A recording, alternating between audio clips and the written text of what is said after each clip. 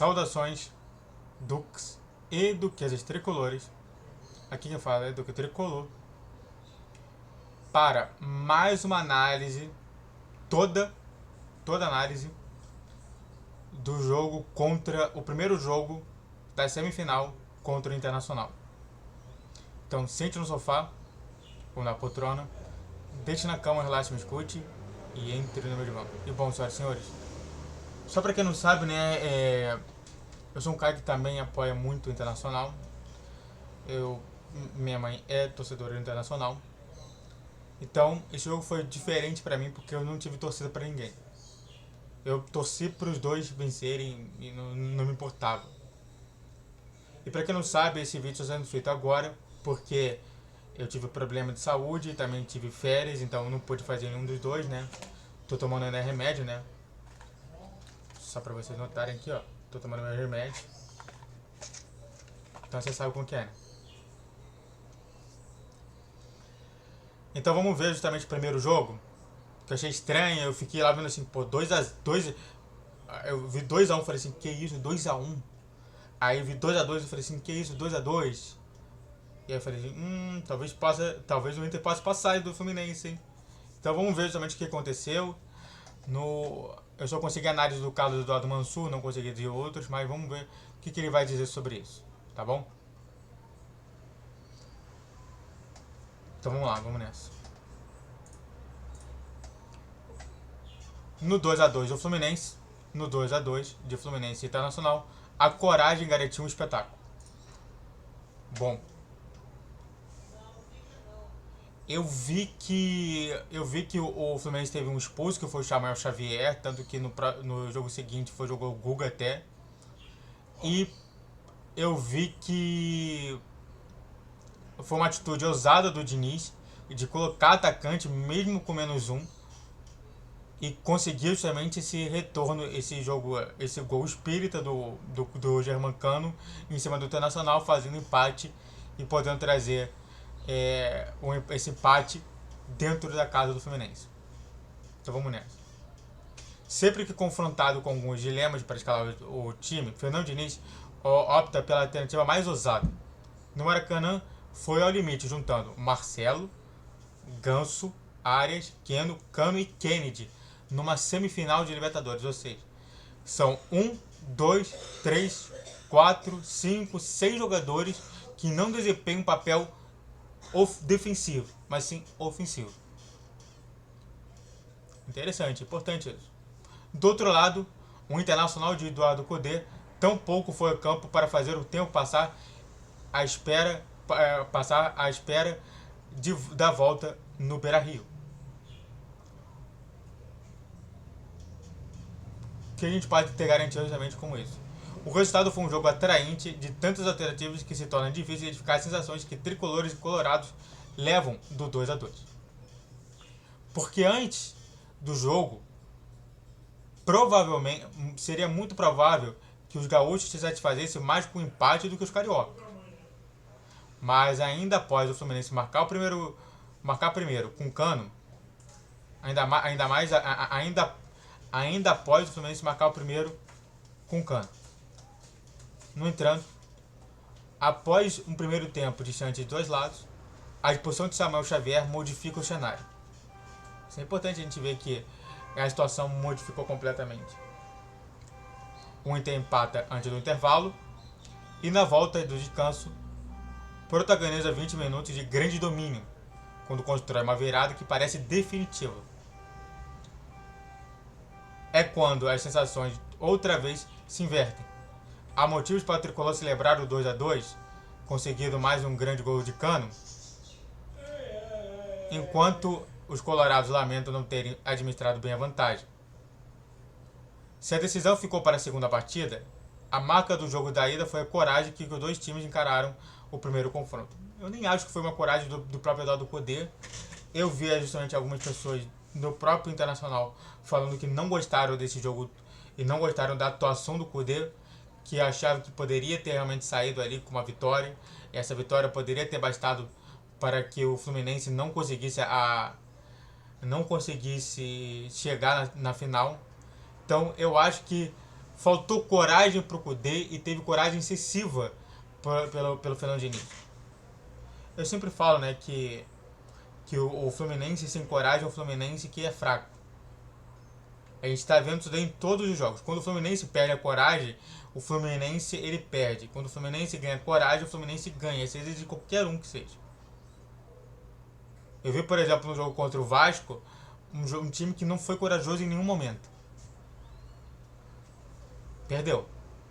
Eu vi no jogo contra o Goiás um time que foi muito corajoso. Ganhou. Então sim, acho que a palavra coragem está significando muita coisa aqui.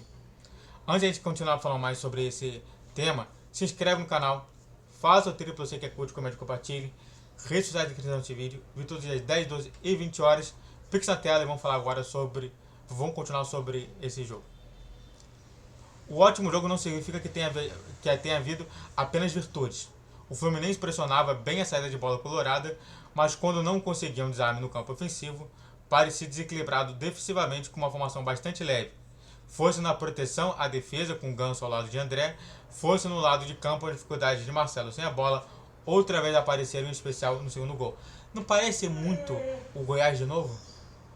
Estou sempre falando do Goiás para a gente observar somente que a gente está tendo uma situação de continuidade de problemas, em que o dirigente não vem solucionando. O que talvez possa afetar muito negativamente no jogo contra o Boca Juniors.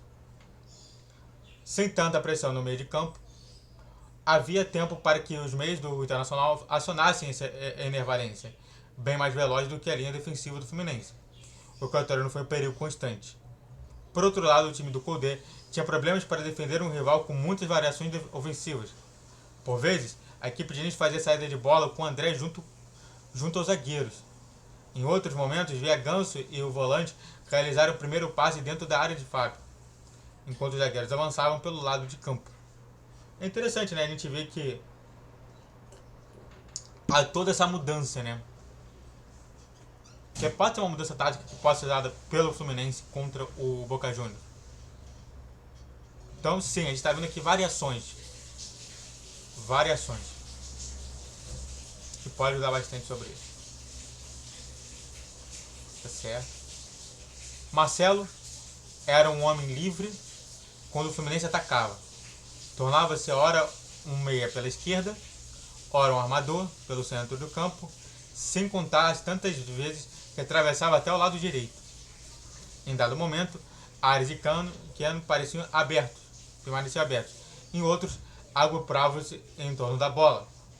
Tudo isso impunha ao Internacional dificuldades defensivas. Era um jogo agradável entre os dois times que atuavam melhor com a bola do que sem ela. E talvez é isso que o Internacional não tenha feito bem. Quando ele deu a bola para o Fluminense no segundo jogo, e o Fluminense ganhou, o Internacional já havia justamente se tornado uma presa fácil. O Tricolor teve ótimos momentos movendo a bola, trocando passes e evoluindo no campo. No entanto, ao perder um homem, ficou mais evidente que o técnico precisava reordenar sua defesa. Ele optou por esperar o intervalo para fazê-lo. E mais tarde, numa coletiva um tanto impaciente, desqualificou uma ótima pergunta sobre o tema. De novo, a situação toda. É isso que eu estou te falando. Na minha concepção, um dos problemas grandes do Diniz é justamente esse comportamento e psicologia dele. Mas fazer o quê? Quando respondeu, explicou que preferia mexer no intervalo a colocar um homem frio a poucos minutos do fim da primeira etapa. Ué, diversas vezes você faz isso no segundo tempo. Você fala uma coisa e mostra outra, é estranho isso. Era natural, a curiosidade, ainda mais que num descapricho de futebol, o gol de Hugo Malho saiu entre a expulsão e o intervalo. Sim, poderia ter afetado, mas imagina se entra e a gente perde uma substituição. No vestiário, o Diniz tirou o Ganso para que Alexandre fizesse a dupla com o André, dono de grande atuação, e recompôs a lateral direita com a entrada de Guga. O sacrificado foi Kennedy. Em teoria, abrir mão de um atacante veloz, capaz de atacar a profundidade, poderia significar mais conforto para que o Internacional avançasse no campo. E de fato, os gaúchos controlaram as ações no início da segunda etapa. Mas Diniz preferiu manter Ares e Kennedy pelo lado, além de não abrir a mão de Cano.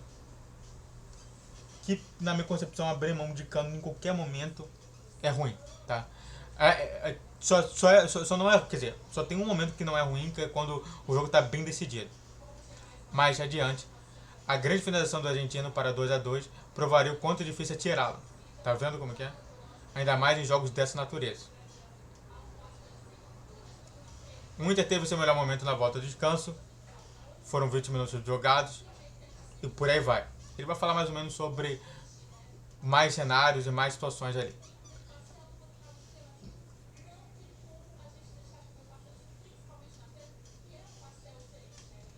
Mas eu gostei, eu acho que faltou coragem e mostrou justamente o problema do Inter no segundo jogo e uma possível solução para o Fluminense. Talvez tirar o Ganso, colocar o Alexander, tirar o Samuel Xavier, colocar o Guga, podem ser soluções. Eu gostei, tá? Parabéns aos dois jogos, ao primeiro jogo. A expulsão do Samuel Xavier só coloca um ponto também de que o Samuel Xavier tem que estar preparado psicologicamente para o jogo contra o Boca. E aí? Você gostou? Deixa aqui nos comentários. Então, se inscreva no canal, faça o trilho para você que curte, comente, compartilhe. Redes sociais na descrição desse vídeo. E todos os dias 10, 12 e 20 horas. Pix na tela. Saudações tricolores.